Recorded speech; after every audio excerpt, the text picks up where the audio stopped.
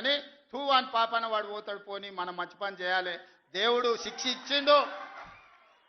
నేను ప్రమాణ స్వీకారం చేసినాడే కూలబడ్డాడు నడువిరిగింది ఇంతకంటే పెద్ద శిక్ష నేను జైలు వేసినా అయ్యేదేం లేదు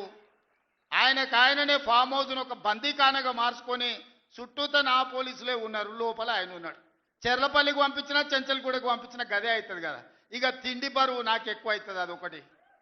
లోపల చెర్లపల్లి చెంచల్గూడ పెడితే ఆయన తిండే తినికి మళ్ళీ ఆయన ఏదైనా కావాలంటే అదిగిన చేస్తే సర్కార్కి ఎక్కువ ఖర్చు అవుతుంది తిండి ఆయన సంపాదించేది ఇన్నా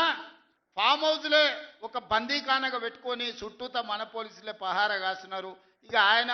చేసిన పాపాలకు ఆయననే పోతాడని ఊరుకున్నా నేను ప్రమాణ స్వీకారం చేయడానికి పోయిన రోజే మంచం మీద నుంచి బోర్ల పడి మక్కెలు ఇరిగి మూలకు పడ్డాడు ఇక ఆయన నిన్నొచ్చి పెద్ద మనిషిలాగా మంచి చెప్తాడేమో అనుకున్నా తోలు తీస్తా అని అన్నాడు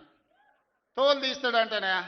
ఇక నేను చెప్పదలుచుకున్నా అయ్యేగా నా సంగతి వదులు కానీ మా సర్పంచులు వచ్చిండ్రు రా ఏ తోలు తీస్తావురా నీ తోలు తీసుడు కాదు నిన్ను చీరి చింత కట్టి చింత మడకల ఏలాడేసి కొడతారో లేదో మా సర్పంచులు రా కొడంగల్కి వస్తావా లేకపోతే మమ్మల్ని చింతమడకకు రమ్మంటావా మా సర్పంచులను దోల్తా సోయి లేని మాటలు